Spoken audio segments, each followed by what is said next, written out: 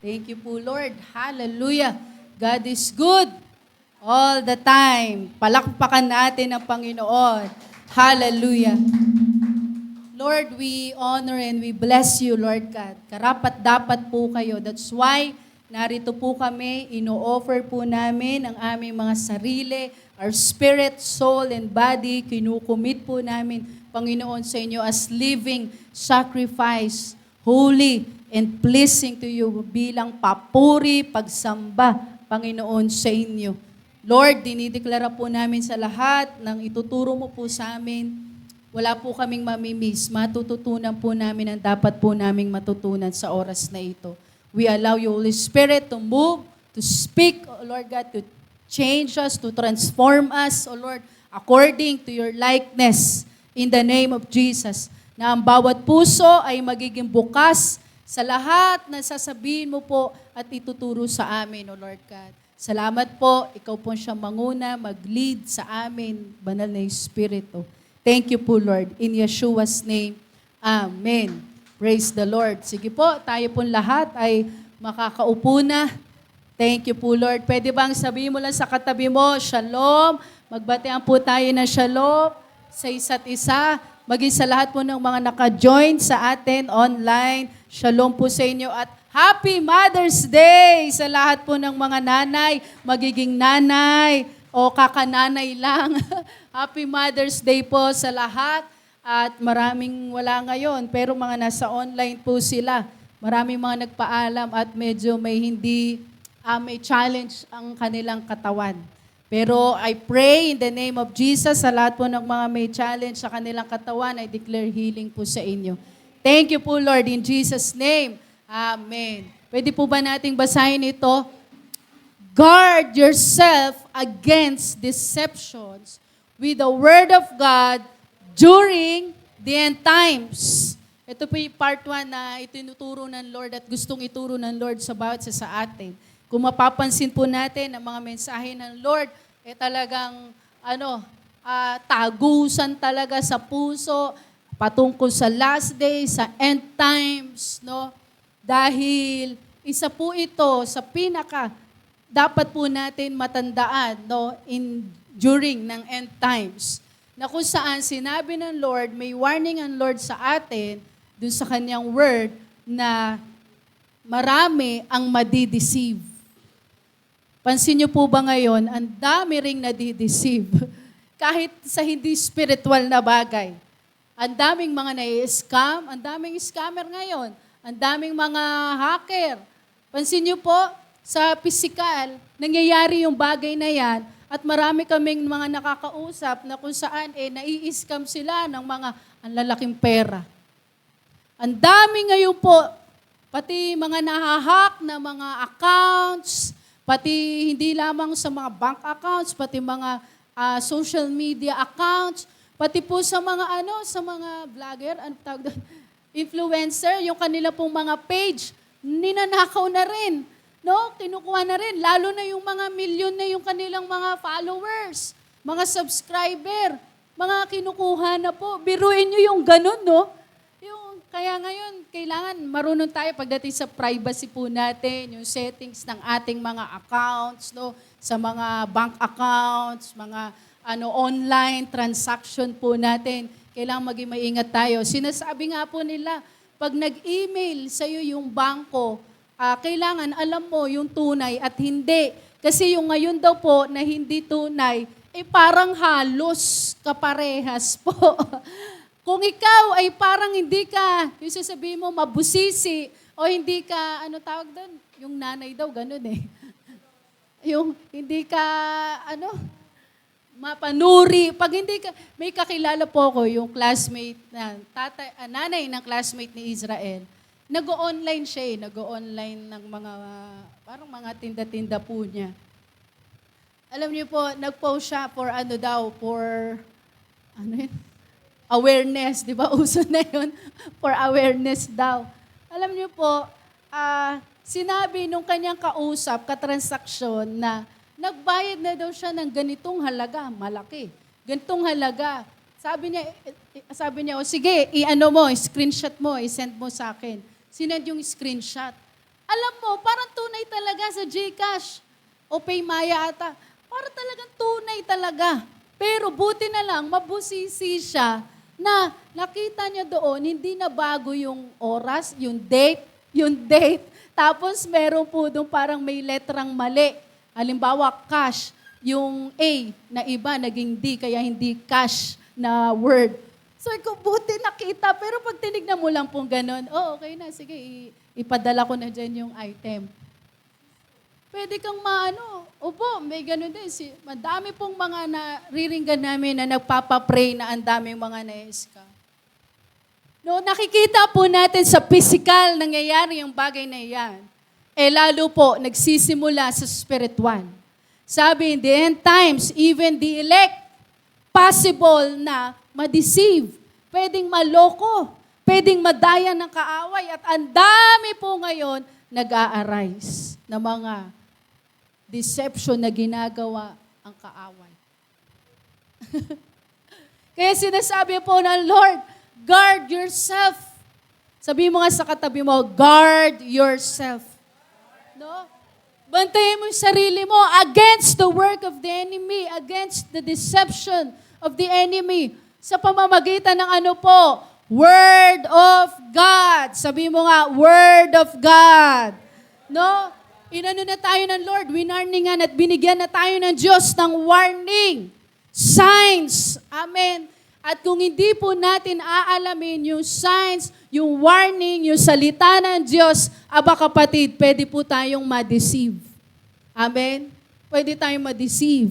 Pero sabi mo sa katabi mo, huwag kang magpa-deceive sa kaaway. Amen. Huwag kang magpa-deceive sa kaaway. Basahin po natin, Matthew chapter 24, beginning 42 to 44. 1 to 3, fire. Watch therefore, for you do not know what hour your Lord is coming. But know this, that if the master of the house had known, he would have watched and not allowed this house to be broken into. Therefore, you also be ready, for the Son of Man is coming at an hour you do not expect. Ito sinasabi ng Lord sa atin, watch. Sabi mo nga, watch. Pag ikaw nakabantay, hindi ka basta-basta maluloko, hindi ka basta-basta madideceive. No, ang dami na nang itinuro ng Lord sa atin nila patungkol sa watch and pray. Sabi, watch daw. Bakit? Kasi hindi natin alam kung kailan o anong oras dadating at babalik ang ating Panginoon. Amen. Pero sabi dito, but know this, yung isang master, kapag alam niya yung oras kung kailan pupunta daw yung magnanakaw, ano gagawin daw ng master? Magbabantay siya. At hindi daw niya hayaan makapasok, masira, makapangnakaw, yung magnanakaw na iyon. Amen. Para po sa atin. Siguro kung alam natin na bali-balita, may mga magnanakaw na kumakalat ngayon at sila ay sumusugod o pumapasok sa mga bahay-bahay ng mga 8:00 ng gabi. Nako po, kapag 8:00 at narinig mo, 8:00 daw pumupunta. Baka hindi ka matutulog. Magbabantay ka. Tama po ba? Baka ilalak mo ng doble-doble o kaya magdadagdag ka ng lock. Baka bumili ka ng aso. Kaya napabili ka agad ng aso. Pero hindi, magbabantay ka. Amen.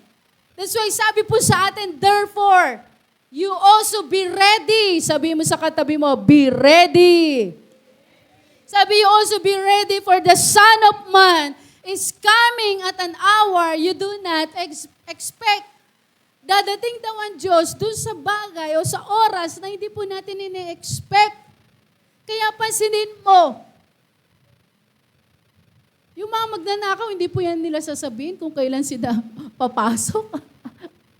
Wala sigurong ganon. No? Wala sigurong ganon. Pero alam mo, sabi po dito, the Son of Man is coming at an hour you do not expect. Sabi pa dito sa 2 Timothy 3, 1-5, basahin po natin. 1-3, fire. But know this, that in the last days, perilous times will come. For men will be lovers of themselves, lovers of money, boaster, proud, blasphemers, disobedient to parents, unthankful, unholy, unloving, unforgiving, slanderer, without self-control, brutal, despisers of good, traitors, headstrong, haughty, lovers of pleasure rather than lovers of God, having a form of godliness but denying its power. And from such people, turn away. Ang titindi po. Alam mo, nung binabasa ko po ulit ito, yung nakita ko at nabasa ko yung disobedient to parents. Specific na kasama pala. No, in the last days, magiging napakatindi o perilous, sabi, magiging napakatindi ng pwedeng mangyari. At marami daw magiging ugali, karakter ng isang tao. Kasama po yung pagsuway sa magulang. Pagsuway sa magulang. Sabi, men will lovers of themselves. Isang bagay na nakakatakot talaga. Kapag minahal na nila yung kanilang sarili, wapakils na daw po sa iba. Makatapak na ng ibang tao, wala nang pakialam. Dadating ang time, ganyan daw ang maraming tao. Wala nang pakialam sa asawa, wala nang pakialam sa anak, wala nang pakialam sa mga kapatid, wala nang pakialam sa kapwa, wala nang pakialam sa mga kapitbahay. Ang totoo, minsan nakikita po natin iyan. Sa kalsada, nakikita natin sa balita, naririnig natin. Ano pa? Lovers of money. Maraming tao daw magiging lovers of money. Pera. Pera. Pera. Mukha na daw pera. Tignan mo yung katabi mo kung mukhang pera. Kahit sa pagtulog, pera. Pera. Naalala ko si Israel. Sabi niya noon, nung parang bata-bata pa siya. Sabi niya, gusto daw niya yung yung humiga daw sa many money. Humiga daw siya doon sa mga maraming may tawag doon, di ba? Kung bed of roses, bed of money. No, gusto daw niya humiga sa maraming pera. Naalala ko rin dyan si Brother Ray. Naku po. Natutulog kami. Doon sa Cavite, isa lang yung papag po namin doon. Yung papag pa kami noon eh. Di ba yung pagpapag, walang kama yon. Yung plywood lang siya na, yung pinagpapatungan ng kama, pero walang kamang kutsyon. Tabi-tabi po kami niyan. Si Sir Angie, ako, Brother Ray, kuya ko, tabi-tabi kami niyan. Pastor Jeff, andyan, pati si Brother Ray. Gising pa kami ni si Sir Angie noon. Siya nakatulog na agad. Nakakatawa to si Brother Ray, biglang bumangon. Pagbangon ni Brother Ray ng gano'n, gumaganon. Tapos ginaganon kami. Sabi ni Sister Angie, "Hoy, ano ba yung ginagawa mo?" Sabi ko rin, "Ano ba yung ginagawa mo?" Yung pera na bumubuhos, umuulan ng pera. Sabi niya, umuulan, tabi. Pero pag kinakausap mo, sumasagot. Meron ba kayong pamilyang ganyan? Nananaginip, pero pag kinausap mo, saan ka na naman pupunta? Diyan lang. Pero nananaginip yun. Kanya, umuulan daw ng pera. Kaya pala siya ng ganun. Nung ginising siya ni Sister Angie, "Hoy, gumising ka nga dyan. Ano bang nangyayari?" Ngayon, hindi mo alam. Sabi pa niya, sige, umuulan daw ng pera. In Jesus' name. Coins. Yung pala, braso ko lang, boom, boom. Hallelujah. Pero sinasabi po, marami, dadating ang time in the last days, no, in perilous times, maraming tao, they will be lovers of money, boasters, proud, no? Mapagmataas, itinataas sa sarili, blasphemers, disobedient to parents, Gusto kong gawin. Kung anong gusto kong gawin, gagawin ko.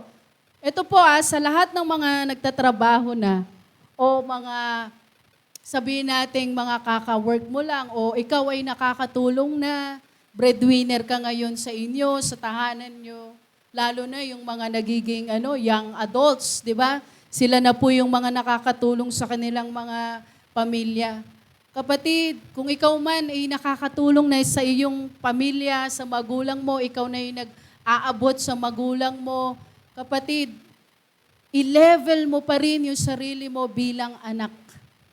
Sundin mo pa rin ang magulang mo. Hindi porket yung, anak, saan ka na naman pupunta? Ito, 500, oh. Huwag ka na magsalita. Ito, 500, oh. No, small daw. Mukhang malaki binibigay ni no? No? Hindi porket ikaw yung sasabihin mo nagiging breadwinner ngayon, i-level mo pa rin yung sarili mo, yung authority pa rin nasa magulang mo. Hindi yung gagawin mo kung anong gusto mo pa rin. Amen. No, hindi porket ikaw yung nakakatulong ngayon, gagawin mo kung anong gusto mo. Hindi. Matuto tayong sumunod sa ating mga magulang. Amen. Sabi kasama yan disobedient to parents, unthankful. No? Ito nakakalungkot, unthankful. Parang ang hirap naman ito. Binigyan ka na tapos mareklamo pa. Masama pa. Unholy, unloving, unforgiving, slanderers without self-control, brutal. No, ang dami ngayon violent masyado mga tao. Brutal. Malala to, brutal. Parang, alam mo yun? Despiser of good, traitors. Ito nakakalungkot, traitors. Sa Tagalog, ang pangit. No? Traitors. Parang, alam mo yun, sinabi po ito ng Lord kahit nga daw sasabihin mo, kahit na kapag anak mo na, mahal mo sa buhay. Headstrong, haughty, lovers of pleasure, rather than lovers of God. Mas mahal pa kung ano yung gusto nila para sa kanilang sarili kesa pag-ibig nila sa Diyos. In-specify ng Lord yan. Hindi lang lovers of pleasure, may kaduktong. Lovers of pleasure rather than daw po lovers of God. Sabi, maraming tao, dadating ang time, mas mahal nila kung ano yung gusto nila para sa sarili nila. Rather than pag-ibig nila sa Panginoon or pag-ibig ng Diyos sa kanila. Having a form of godliness, but denying its power. Sinasabi na Kristiyano, pero hindi nakikita sa buhay. Sinasabi na anak ng Diyos. Sinasabi na mahal ang Panginoon, but denying its power. Ibig sabihin, hindi nakikita. Maraming tao ngayon, sinasabi mahal nila si Lord. Maraming tao ngayon sinasabi, dapat unahin si Lord. Maraming tao sinasabi, hindi ako tatalikod sa Lord. Tanong, nakikita ba sa'yo? Nakikita ba sa ginagawa mo? Sabi, and turn from such people, turn away. Sabi in 2 Timothy, itong binasa po natin, describes perilous times marked not just by external chaos, but by internal moral decay. People becoming lovers of self and lovers of pleasure. Mas gugustuhin, mahalin ang sarili, gustuhin kung anong gusto sa sarili, gawin kung ano yung makakapagpasaya sa sarili. Kaya sinasabi po dito, last days, people's behavior. Ito yung mga binasa natin, lovers of themselves, lovers of money, abusive, proud, disobedient to their parents, ungrateful, unholy, unforgiving, slanderous, without self-control, brutal. Not lovers of the good. Mas gusto yung kasamaan. Rush. Conceited. Sabi dito, lovers of pleasure rather than lovers of God. Maraming tao, katulad ng sinabi ko po last time, kapatid, nandoon yan sa choice mo. Kamusta yung lagi mong pinipili? Kamusta yung pinipili mo araw-araw? Sinabi na sa'yo ng doktor, bawal sa'yo ang pork. Kapatid, ang totoo, hindi ka kontrol ng doktor. Tama po ba? Hindi ka kontrol ng doktor. Nasa sa'yo pa rin. Kakain ka ng pork o hindi. It's your choice. Sinabi ng doktor sa'yo, bawal ang pork. Sinabi na sa'yo, bawal ang pork. Pero hindi tayo kontrolado ng doktor. Nasa sa'yo pa rin, hindi ka babantayan ng doktor sa bahay niyo. Sasabihin ng doktor sa'yo, nanay, mami, kumain ka na naman. Bawal nga sa'yo, ayan. Tumaas ulit yung ganito-ganto mo, ganyan-ganyan mo. It's your choice kasi. Pagdating sa spiritual, ganun din po. Ano ang pinipili natin? Araw-araw, ano ang pinipili natin? Pipiliin mo ba magkasala sa Lord? Pipiliin mo ba yung pleasure mo rather than the rather becoming lovers of God? Kaya lang, ang dami ngayon, Kristiyano na, lovers pa ng pleasure. Sabi mo sa katabi mo, kapatid, hindi na ito yung panahon para sa ganun. Amen. Hindi na ito yung panahon para sa ganun na mas pipiliin natin kung ano yung gusto natin. Sabi, meron daw pong me generation. Ano yung me generation? Ikaw na. Ako pala. Ako. Sabi, indicates a culture consumed by self-absorption and vanity, where people are the center of their own universe. Aba, may sarili siya. Yung me generation na ito, parang puro ako. May sariling mundo. May sarili siyang Mars, may sariling mundo. Yung me generation, meron pa daw generation of I am. The prophecy points to a time when people act as their own gods. May mga gantong tao. Lalo sa ibang bansa, may mga ganyan. Wala silang kinikilalang Diyos. Sino kinikilala nila? Sarili nila. Matindi to. Generation of I am. They act as their own God. Sila ang Diyos, rejecting God's love and authority in favor of self-interest. Kaya sa madaling salita, sila nasusunod sa sarili nila.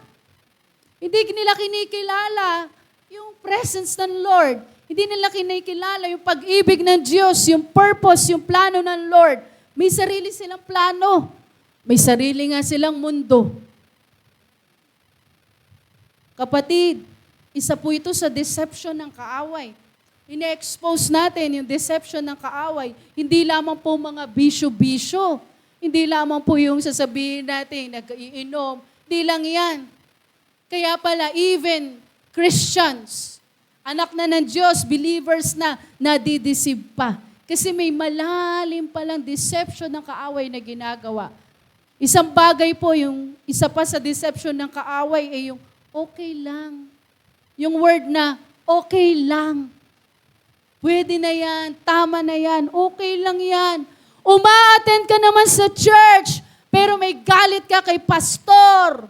Okay lang yan, at least uma-attend. At least uma-attend ako. O kaya, uma-attend ka ng church, may galit ka sa katabi mo. Pero sasabihin mo, Shalom! Shalom! Biglang may ganun pala. Sasabihin ng kaaway sa iyo, okay lang yan. At least nasa church ka. Kesa naman sasabihan ka nila na ikaw pala absent, oy sa impyerno ka mapupunta.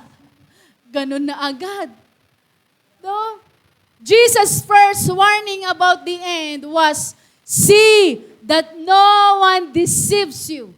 Amen. Sinabi ng Lord yan, kasama doon sa Matthew 24. Sabi, see that no one deceives you. Kapatid, bantayan mo. Sabi, bantayan daw po natin yung ating sarili, our spirit, soul, and body, that no one deceives you. False prophets, teachers will increase, twisting truth to fit cultural desires. Ayan ang gagawin ng kaaway para ikaw ay maging fit. Pwede, sakto. Nandito ka pa naman sa mundong ito eh. Wala namang perfect. Gawin mo kung anong gusto mong gawin. Okay lang yan. Ayan ang sinasabi. May iba pa, may magsasabi, official pa, government official pa natin sasabihin, bakit kailangan mag-opening prayer? Sa hearing, sa Senado, bakit kailangan pa mag-opening prayer? Pati yung ganun, kini-question. That's why we need to pray. Sabi, ititwist yung truth para lang makain, maging fit sa desire ng tao. Hindi ka bibigyan ng kaaway ng ayaw mo. Tandaan natin yan. Bakit? Ayaw mo yan eh. Tama. Sa mga hindi kumakain ng sa mga hindi kumakain ng mga alokbati. Sino po hindi kumakain ng alokbati? Ayan, si Sir Ellen, si Sir Lisa. Pag kayo po ba binigyan namin kayo ng alokbati, gugustuhin nyo? Naku po, baka maamoy nyo pa lang, makita nyo pa lang, baka sinasabi ko pa lang, ay, wag na po. Kasi ayaw mo yan eh. Tama? Saluyot. Ayan, sino hindi kumakain ng saluyot? Sila ulit. No? Okra. Ayan, okra. Yung mga hindi kumakain ng okra. Si Haba, favorite yan. No? Hindi ka bibigyan ng kaaway ng ayaw mo eh. Bakit? Aba, pinaplano mo pa lang, ayawan mo na yan kaagad. Ano ibibigay ng kaaway? Eh, yung fit sa'yo.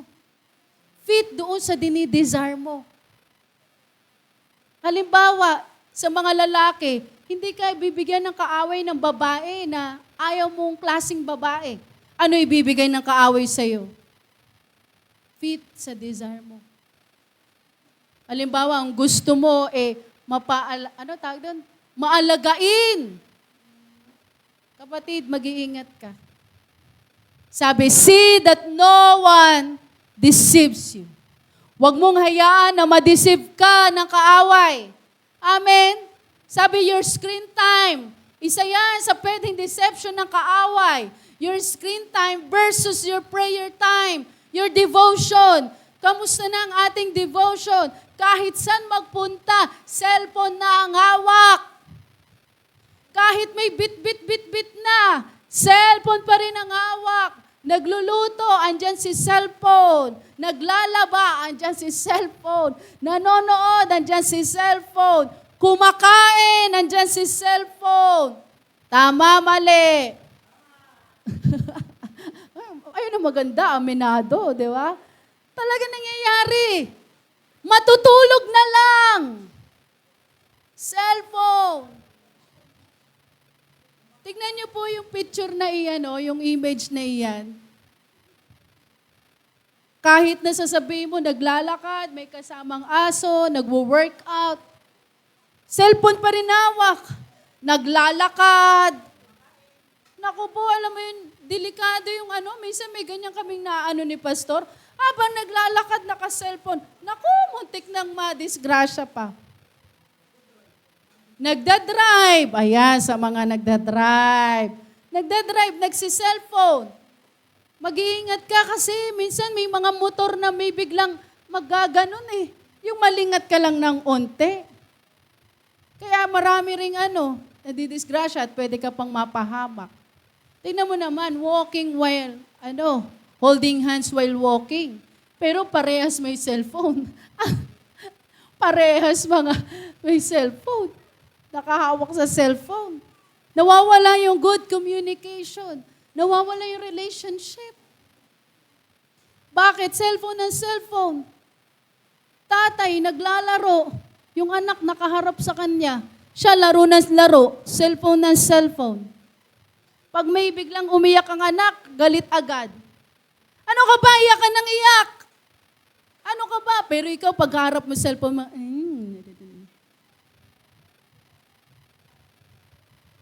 kakalungkot ang ginagawa ng kaaway. But kapatid, that's the deception ng kaaway. Na hindi natin namamalayan na di-deceive ang marami sa bagay na iyan. The Bible warns that the final days will be marked by a form of godliness that denies its actual power. Sinasabi na sila'y makadiyos, pero hindi nakikita sa kanilang buhay. We are warned not of outward darkness alone, but of a inward decay of character.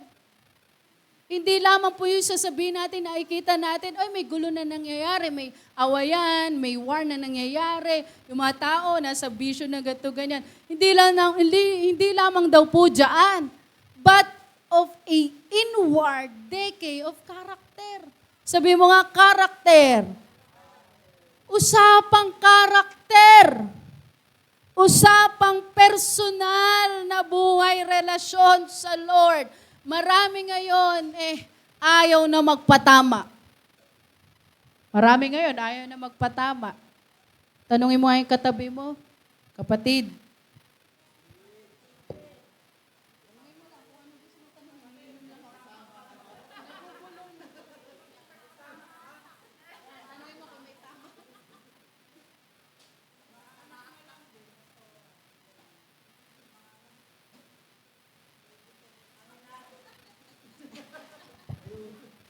May hugot.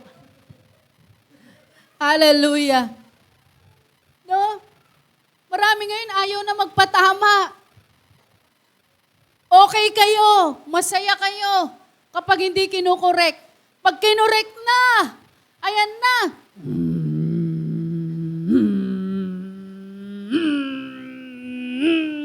Pero alam mo, nabibless kami sa mga yung tao na kapag tinama mo, na-appreciate nila. Sobrang yung may mga kilala kaming gano'n na masakit yung sasabihin mong itama kay. Masakit po talaga dahil nakaranas din kami at nakakaranas kami na ganyan na itinatama ng Lord. Pero yung tao na ang feedback, ang tao na ang balik o ang kanilang response, nagpapakumbaba at ipinapatama yung kanilang sarili. Bilib po ako sa mga taong ganyan. Bilib ako sa mga taong ganyan. Kaya binibless ng Lord. Kapatid, ngayon, ang daming tao ngayon, wag mo akong papakialaman. Buhay ko to. Pamilya ko to. Wala kang pakialam. Maraming tao ganyan. Okay tayo kapag okay. Pero kapag naitama mo na at sinabi mo na yung word ng Panginoon, ayan na. Marami na, magagalit na. Kaya hindi po madali maging pastor. Ang dami ng galit sa amin. Ang dami may galit. Pero kapatid, ito pinapagawa ng Lord. We need to stand righteously, to live righteously, holy. Amen. Kaya hindi po natin pwedeng sasabihin na makipag-compromise tayo. Sige, gawin mo kung ano yung gusto mong gawin. Hindi. Itinatama tayo ng Diyos. At ang tamang response po natin, magpatama sa ating Panginoon. Amen. Kaya maraming tao din galit sa prophet. Bakit? Kapag prophet na nagsalita, ayan na, galit na. Nagsisimula ng ilabas yung ngipin.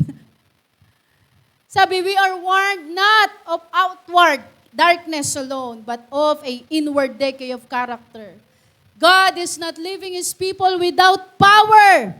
Amen. Kaya nga binigay ng Lord ang Holy Spirit sa bawat sa atin. Sabi, the last days are not just a time of judgment. Hindi lamang daw po ito time ng judgment, but a time of unprecedented spiritual visitation. Amen. Yan yung sinasabi ng mga prophet. Magiging matindi yung pagkilos ng Lord, yung glory ng Lord. Pero alalahanin mo, sa kabila nun, sumasabay ang kaaway. Sa kabila nun, ang kaaway din, sumasabay. Pero hindi magwawagi ang kaaway. Acts 2:17.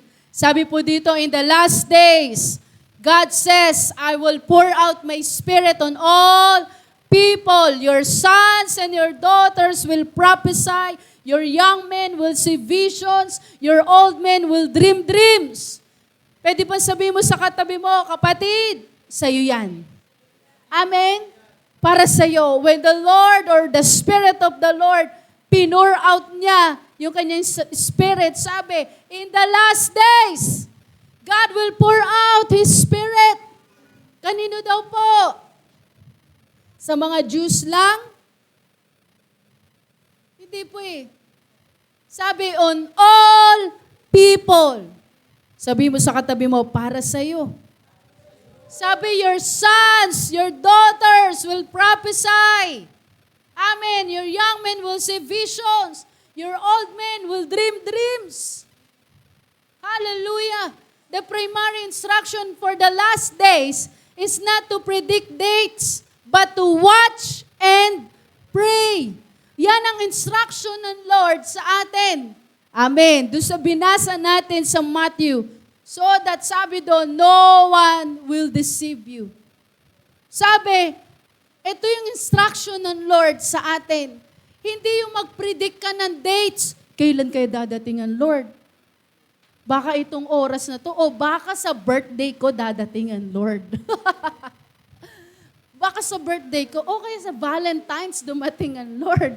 Kasi pag-ibig ang mga tao. Hindi! Sabi, the last days is not to predict dates, but to watch and pray. Yan ang instruction ng Lord sa atin. Sabi mo sa katabi mo, watch and pray. Amen. Yan ang instruction ng Lord. To watch and to pray. To watch is more than, balikan lang natin, no? To watch is more than seeing with physical eyes. It is the alertness of a guard at, kailan daw po? Night. Kapatid, kailan ka natutulog? Gabi. Gabi tayo natutulog. Pero yung sinasabing spiritual watch, ikaw ay nagbabantay, alerto, nagbabantay at night. Kasi pag ikaw gising, ngayong umaga, kaya mo magbantay. Tama po? Kasi gising ka. Pero yung ikaw ay natutulog paggabi, sabi nga ni Pastor Jumani, halos walang pinagkaiba. No? Yung patay sa tulog. Tingnan mo, pag tinignan mo, halimbawa, tinignan mo yung patay, tinabi mo. Sino gusto dito itabi? Sa ano pa? Yung apple, natatawa. Sino gusto dito itabi? Diba?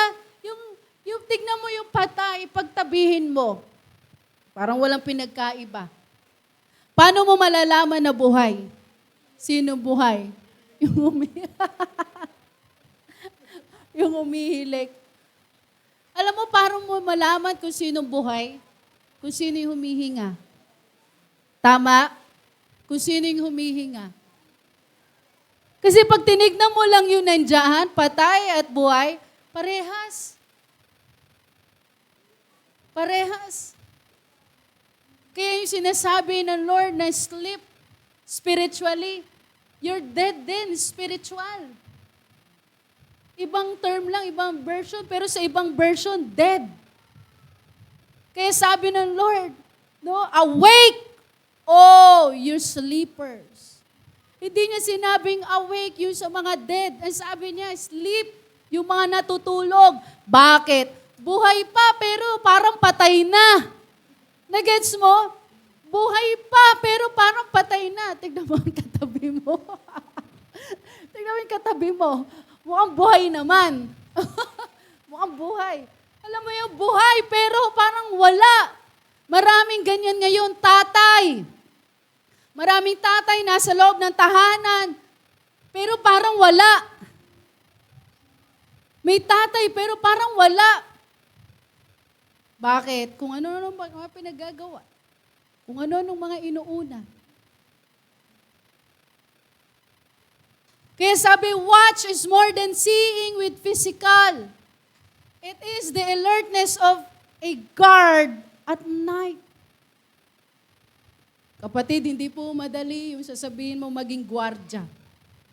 Nakausap ko si Sister Fam noon. Kasi dati si Sister Fam, di ba, gwardya yun eh. Nakakaranas daw siya yung straight. Walang tulog talaga. Dire-diretsong pagbabantay. Babae yun ha. Dire-diretsong pagbabantay. Hindi po madali yun.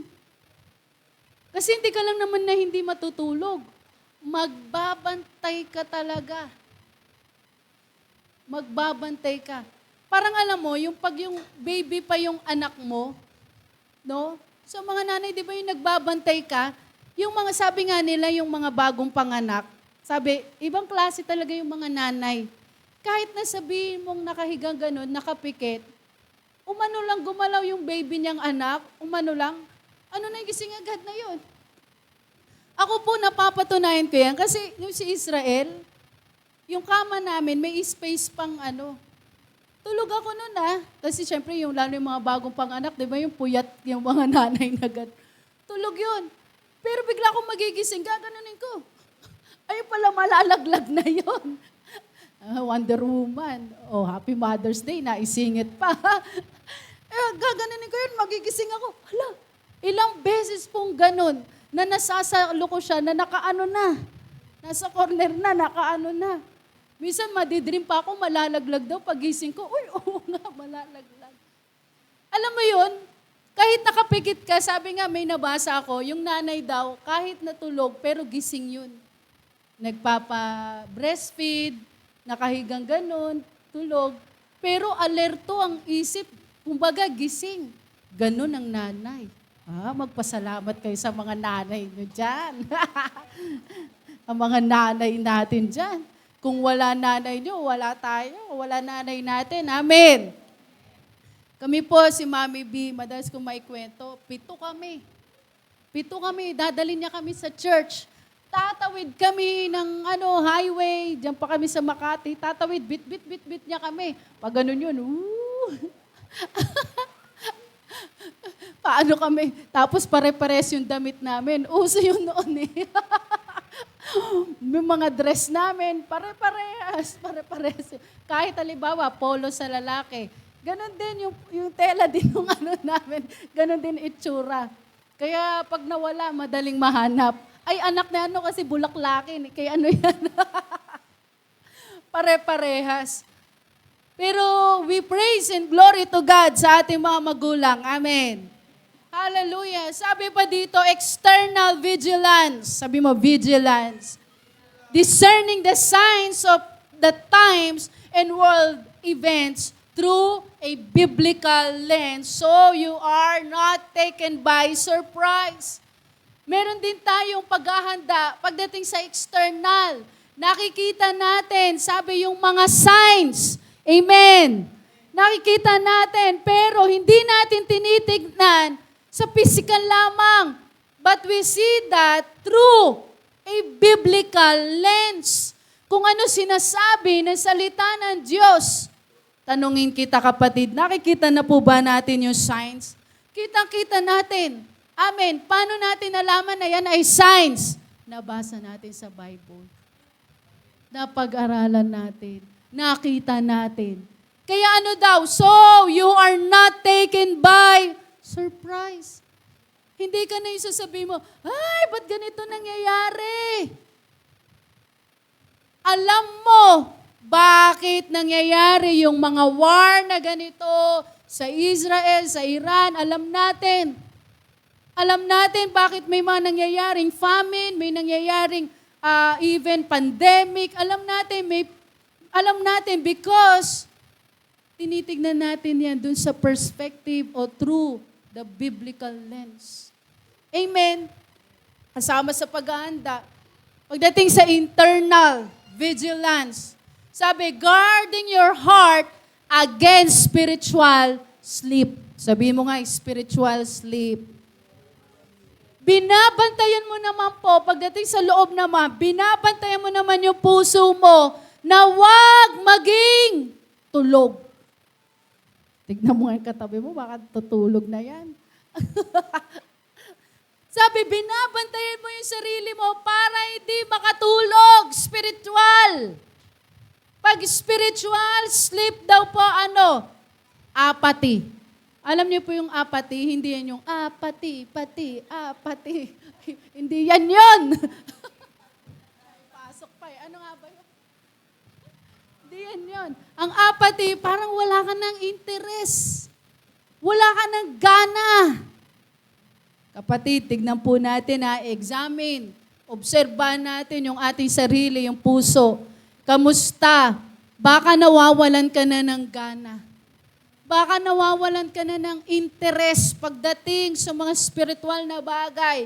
Sa salita ng Diyos, maraming Kristiyano ngayon, apathy. Wala nang interest. Wala nang halaga ang salita ng Lord. Okay lang walang Bible. Okay lang di na magbasa ng Bible.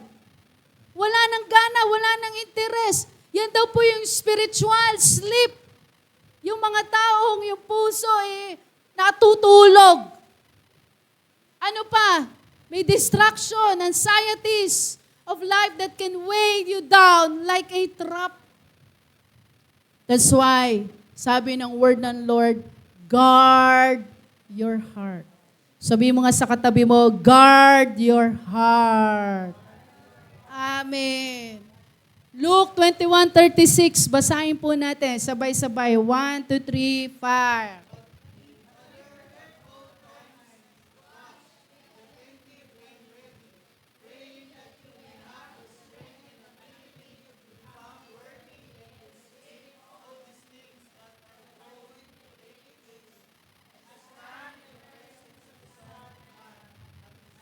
Amen. Sabi po, keep alert. Kailan daw po? At all times. Sana maunawaan natin. We pray in Jesus' name, maunawaan natin ito. Kasi ang pinag-uusapan natin, yung deception na ginagawa ng kaaway in these last days. Talagang matinding deception ang ginagawa ang kaaway. Parang alam mo yon, ano tawag doon? Yung naninira ng bahay? Anay. Parang anay.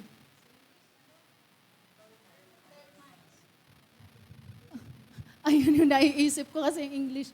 Yung anay. Yung anay, hindi mo agad mapapansin yan. Tama po. Hanggang sa unti-unti, makikita mo, ay parang may sira na doon. Pero hindi mo alam, hindi lang yung maliit na yon. Pagtingin mo ng ang lawak na. Yung parang sa amin po, yung ang tawag din sa may pintuan, yung hamba. Hamba, yung ganun.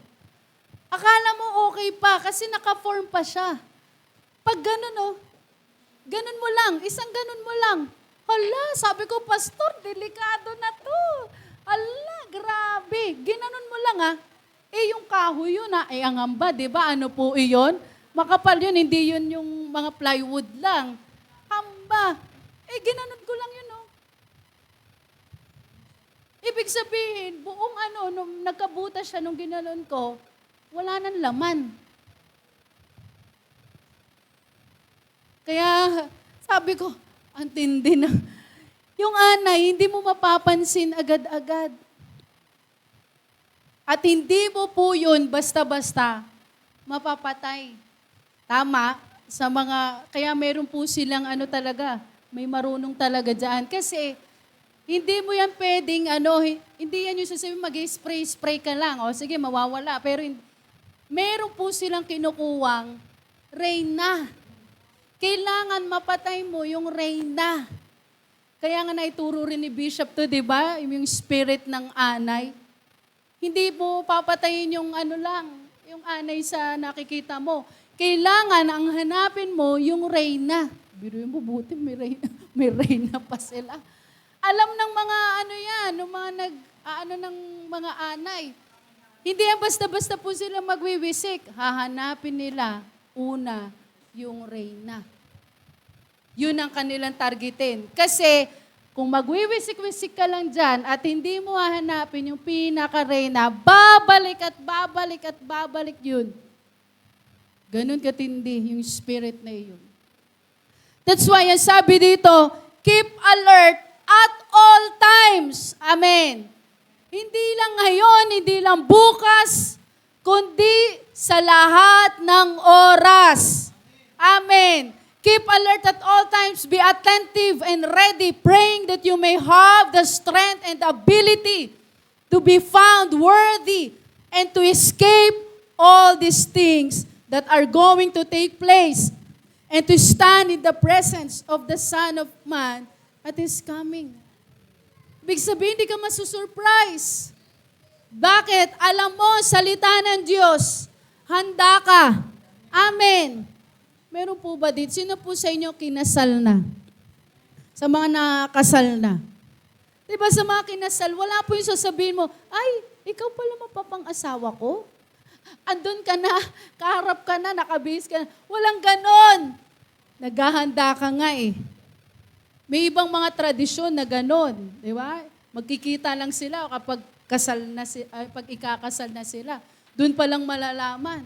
Pagkabukas ng ganon, wala ka ng laban. Wala ka ng ang tawag doon, wala nang atrasan. Salamat sa Lord, hindi tayo ganon. Salamat sa Lord, hindi tayo ganon. Buti na lang, Pinoy tayo.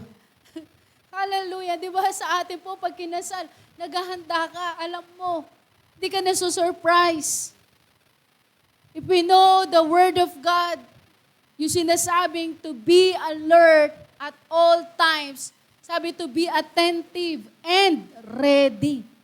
Inihahanda po natin external, internal. If watching provides the diagnosis, prayer provides, the prescription. Alam mo yon, sa ating pagbabantay, para daw po tayo nagda-diagnose. Ay, alam ni Pastor James yan, naririnig ko kay Pastor yan eh. Yung kapag ikaw nagpa-check up, naranasan nyo na po yan, pag ikaw nagpa-check up, hinga. Mahinga malalim, ganyan. O ikaw ba, pag kumakain ka ba ng ganito, nasasaktan yung ganto-ganto mo, ganyan. O kapag nahirapan ka bang umihi. O kapag ganito, ganyan, nakakainom ka ba ng ganito, ganyan. O dinadiagnose ka. Ano nangyayari sa'yo, ganyan, kung ano. Tsaka nalalaman na, baka pwedeng may ibibigay silang parang sample or pwedeng, tawag dito, ano tawag mo doon, Pastor? Hindi, yung parang dinadiagnose nila na parang parang pwedeng ganito yung sakit mo. Niruled out nila na baka ganito yung sakit mo kasi nahihirapan kang umihi, baka pwedeng yan, sa kidney o sa UTI, di ba, mga nararanasan natin. Sabi, yung watching provides diagnosis, pero yung prayer provides prescription. Yung prayer naman, prescription, para ka naman, na-diagnose. Ganito nangyayari sa'yo, ganito nararanasan mo. Itong kailangan mong inumin. Ito, para maiwasan yung ganito-ganyan, nahihirapan ka sa ganito-ganyan, ganon. Itong kailangan mong gamot, vitamins, kailangan mo lang vitamins dyan. Yung panalangin, nagbibigay ng direksyon sa atin. Gamot sa atin. Parang kapag watch, ikaw yung sasabihin mo, makikita at papakita ng Lord sa'yo, ano nangyayari? So pinakita na ng Panginoon sa'yo. Sunod naman, kung ikaw ay nananalangin, kaya nga magkaduktong po, watch and pray. Pinakita na ng Lord sa'yo, ito mga nangyayari. Then, ikaw naman ay mananalangin. na kung saan i-execute mo naman yung victory. I-execute mo naman yung breakthrough doon sa pinakita ng Lord sa'yo. Nangyayari po sa mga intercessors, may ipapapray ang Lord, o may nangyayaring challenge na ganito. Tapos, ang ipapapray ng Lord, ang ipapadeklara ng Lord, o ito, yung word ng Lord, yung pangako ng Lord, ganyan. Solution na. Amen. Kaya kapag ikaw, kapatid, di ba pag ikaw nagpa-check up, sinunod mo yung prescription ng doktor sa'yo, anong pwedeng mangyari? Gumaling ka. Amen. Minsan yung hilong-hilo ka, sasabihin lang ng doktor sa'yo, ang prescription lang ng doktor sa'yo, uminom ka ng maraming tubig. Diba, nangyayari sa atin, kala natin, ano lang, hilong-hilo, baka meron ka ng high blood. Minsan, niisip natin kasi hilong-hilo ka. Yung pala, kulang ka lang sa tubig. Maraming ganyan ngayon. No? May nakausip kaming ganyan, tubig lang pala. Sabi ng doktor sa kanya, kulang ka ng tubig. Na-dehydrate ka. Sabi, that's the prayer. Matthew 26:41, keep actively watching and praying that you may not come into temptation. The spirit is willing, but the body is weak. Ito maganda, kapatid. Willing naman ng spirit. Amen. Gusto naman ng spirit natin. Pero ano daw po ang mahina? Body. Willing naman yung spirit. Pero ang mahina, ang may challenge, ay yung body natin. Sabi, watching excites prayer. And true watching is prayer. Pag ikaw nagwa-watch, binubus nito yung hunger, yung thirst mo sa pananalangin. Pinakita na ng Lord sa'yo, ito mangyayari, ipag-pray, may breakthrough na mangyayari. Tapos sabi, nakakapagbigay daw po ito ng excitement sa prayer. Pero yung true watching is prayer. Hindi ka lang nagwa-watch, ang totoong nagwa-watch, nananalangin. Amen. Kaya may prayer and fasting po tayo. Hindi ka lang hindi kumakain. Kaduktong yung prayer. Amen. Nagpa-fasting po ba tayo?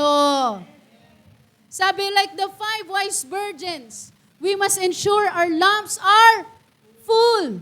Readiness is not one-time event, but a daily abiding in Christ. Jesus warned that He comes like a thief in the night at an hour we do not expect. Sabi po dito, night. Kaya tinuturuan tayo ng Lord doon sa time na kung saan maraming tulog, ikaw naman magiging alerto spiritually. Amen. Kaya, kapatid, kung ikaw yung, sabi ko nga, itong mga nakaraan na to, madalas kami yung hindi kami, ako lalo, hindi ako ganong makatulog. No, sabi ko parang madalas hindi ako ganong, 11:00 na, o kaya naman nakapikit ako, gising ako, parang alam mo yun. Sabi ko merong gustong ituruan Lord. May gustong ituruan Lord. Yung pala, ito ipapaturo ng Lord. Matthew 24:14, and this gospel of the kingdom will be preached in all the world as a witness to all the nations, and then the end will come. We often get to focus on leaving the world that we forget our mission in it. Sabi mo sa katabi mo, huwag mo kalimutan yung mission. Yung pinapagawa ng Lord. Last days believers must be, ano daw po? Missionaries in their own neighborhoods. Amen. Sabi mo sa katabi mo, missionary ka. No? Sa pamilya mo, sa mga kapitbahay mo, sa mga tao sa paligid mo, sa mga mahal mo sa buhay. Hindi mo kailangan pumunta pa ng ibang bansa para sabing missionary ka at mag-share ng word. O pipiliin natin, ay, sinabi ng Lord, sa Canada ako mag-share ng word. Ay, sa ano ako, US. Hindi ako pang Pinoy. Antindi. Prophecy is not for the curious. It is for the consecrated. We don't just watch the clock, we watch our hearts. Amen? Hindi lang natin pinapanood yung clock na umaandar, kundi bawat pag-andar nito, binabantayan din natin ang ating puso. Amen? Namumuhay tayo ng according sa will ng Lord. The great shakening, what remains? Hebrew 12:26-27, basahin po natin, 1-3, 5. Says God will shake not only the earth, but also the heavens, so that what cannot be shaken may remain. Kaya may shakening, no, para makita kung sino yung talagang mananatili sa Lord. Kaya may shakening. Sabi ko nga, di ba parang yung para ka nagsasala. Inaalis mo yung mga dumi sa baking. Ganyan din po. Hindi lang basta yung may arena. Kaya minsan pag ginagaya ko yun, nakakatamad kasi mo pa. Pero para makikita mo kung mayroong mga ano-ano pa, may mga buo-buo, may maliit na parang bato-bato. Sabi, so that what cannot be shaken may remain. We see shakings in the economy, global health, and political stability. Nakikita natin, may shaking dyan. These are not just accident. Amen. They are divine wake-up calls to stop building on sand. Sabi mo nga, wake-up calls. Wake-up calls ng Lord sa atin yan. Kung may crisis, kung may chaos, may challenge na nangyayari, wini-wake up tayo ng Lord, ginigising tayo ng Diyos na huwag ka dyan mag-build sa sand. Huwag ka dyan mag-build sa sand. Babagsak din yan. Sabi, ask yourself, kapatid, if my bank account, my health, or my comforts were shaken today, ang tanong, what would be left of my faith? Ano kayang matitira? Paano kaya? Kamusta kaya yung bank accounts mo? Wala laman. Kamusta kaya yung health mo? Kamusta kaya yung mga comforts? Kamusta kaya yung mga pinangahawakan natin? Kapatid, intentionally invest. Sabihin mo nga, invest. Saan tayo mag-i-invest? In eternal assets. May eternal assets na kung saan hindi basta-basta mawawala, magigiba for for eternity to, forever ito. At kaya nga siya eternal assets. Ano po iyon? Prayer, Word of God. And yung sinasabi ng Lord sa atin, to go, preach the gospel, discipleship. Amen? Yan yung eternal assets po natin. Saan ka nag-i-invest ngayon? Trabaho mo? Sasabihin ko sa iyo, kapatid, pwedeng temporary lang yan. Marami kaming nakita, ang ganda ng work. Sa ibang bansa pa yung kanyang work. Biglang nagsara, di wala siyang work. Maganda work mo ngayon, saan ka nag-i-invest? Pera na hawak mo, oo, marami kang pera ngayon. Totoo, mabilis lang ang pera ngayon. Humawak ka ng, sabihin mo nga, halimbawa, yung sa reality, humawak ka ng 5,000. Pumunta ka lang halimbawa, may bibilin ka lang sa SM.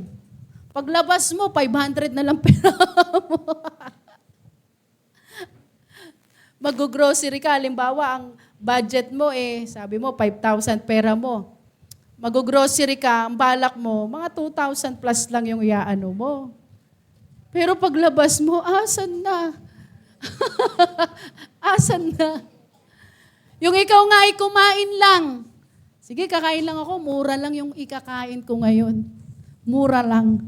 Pero, magugulat ka na lang. Grabe. Saan tayo nag-i-invest ngayon? Lahat ng meron po tayo dito, temporary. Temporary.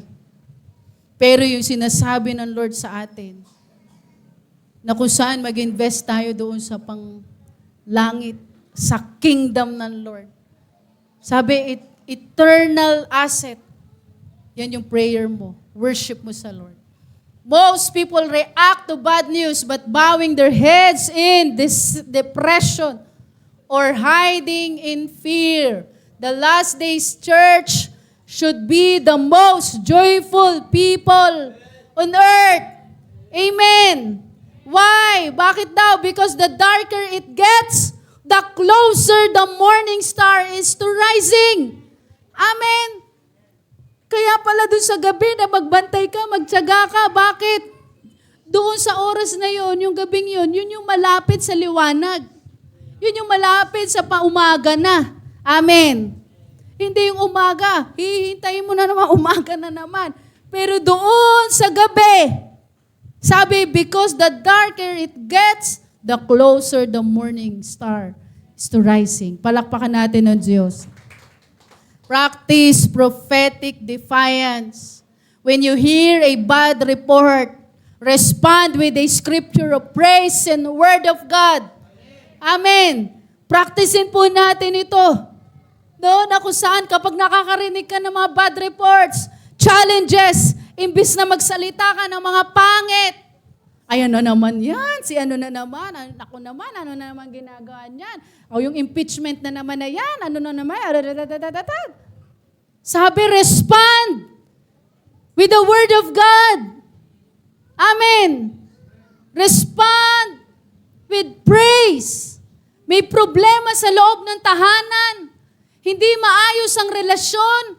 Nagkaaway, nagkagulo ang pamilya. Kapatid, anong sabi? Respond doon sa pangako ng Lord. Respond tayo doon sa papuri sa Diyos.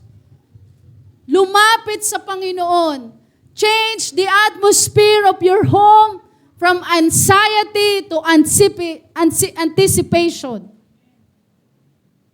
Pwede nga maramdaman natin anxiety pag may problema. Pero kapatid, ang bigay ng Diyos sa atin, hope. Sabihin mo nga, hope. Pag-asa. Walang pera ngayon, okay lang. Hindi ako mag-aalala kasi alam ko si Lord magpo-provide. Amen. Wala pa akong work pero alam ko si Lord bibigyan ako ng work. Wala pa ngayon pero alam ko meron na. Yan yung pag-asa.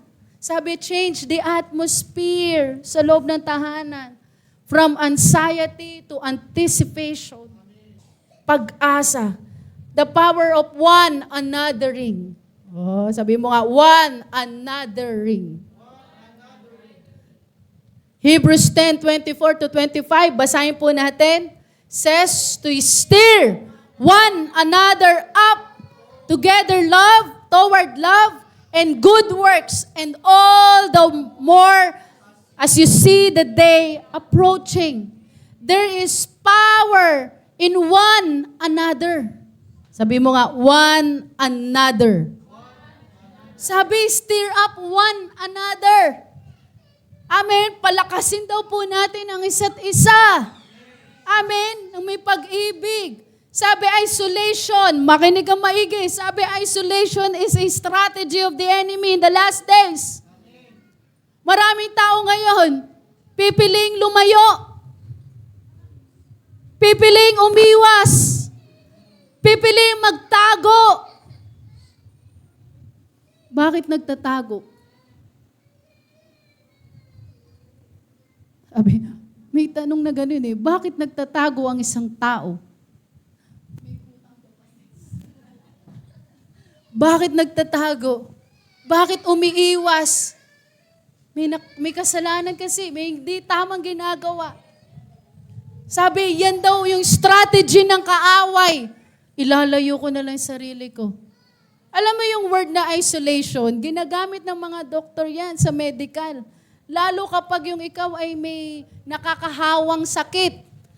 Ang ginagawa, kinakwarantin ka, kinukulong ka sa madaling salita para hindi ka makahawa. Alam mo, ayun, inihihiwalay.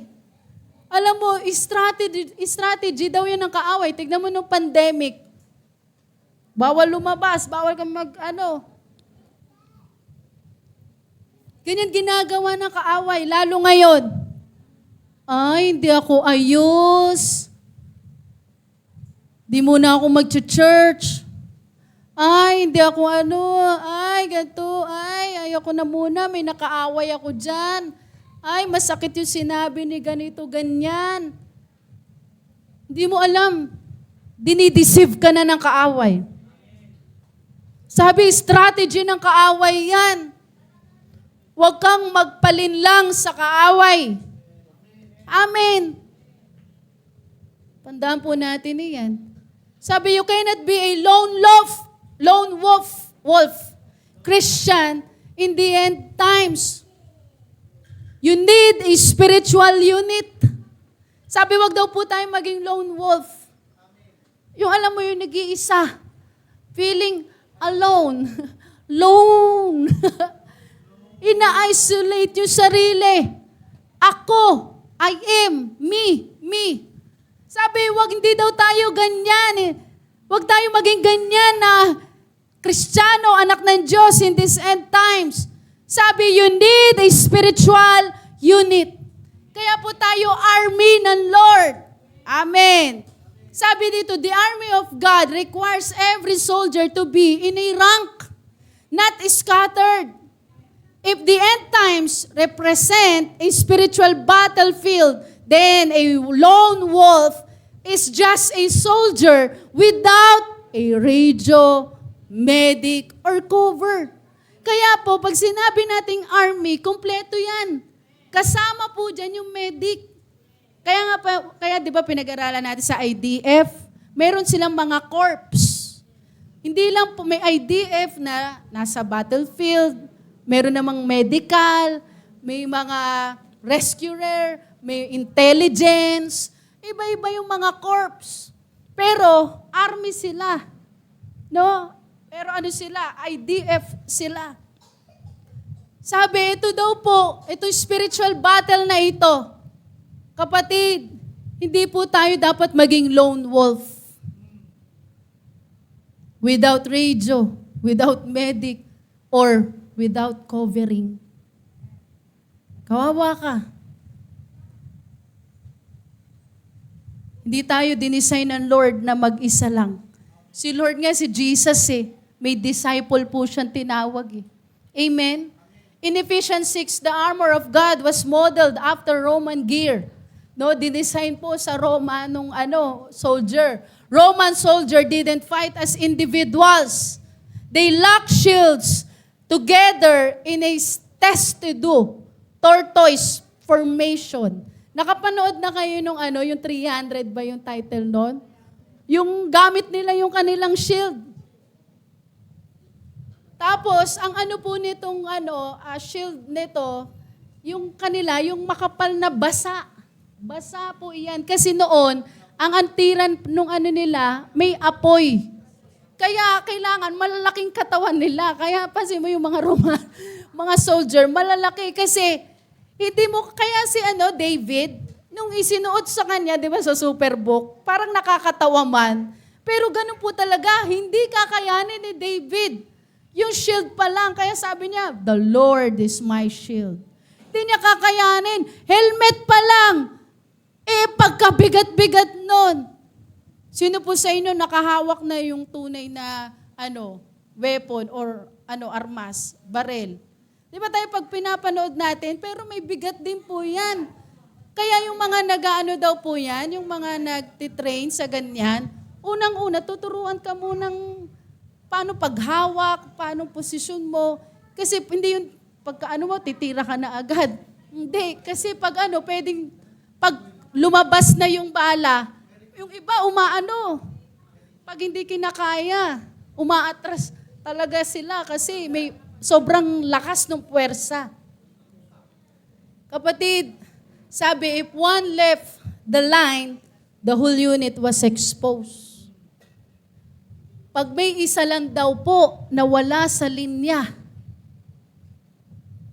naghanap ako sa Facebook o sa Google nung mga mga soldiers, mga army. Ang madalas ko kasi nakikita. Pero grabe na, yung ano nila, yung precise, yung kanilang mga ano, talaga naman kung yung taas ng paa, wala yung sasabihin mong ganun lang. Sabay-sabay, kung gaano kataas. Kaya kitang-kita kapag ikaw ay may mali.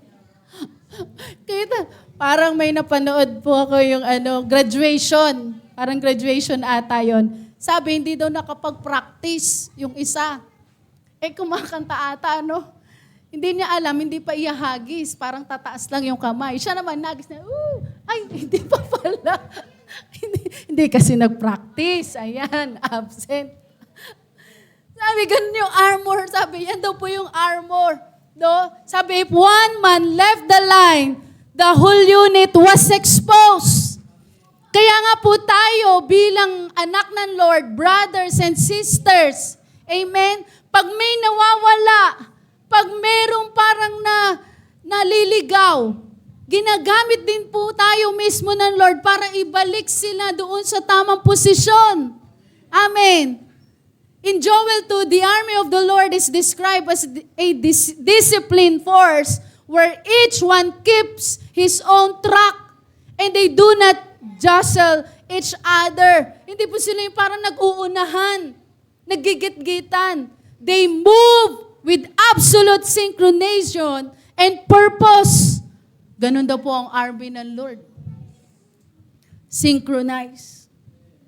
Alam nila yung purpose nila. Di ba pinag-aralan natin yung bawat tribe?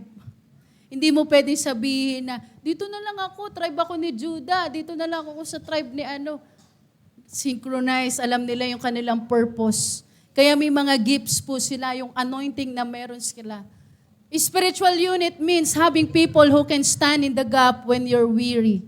Discern spiritual incoming fire and keep you focused on the commander's order.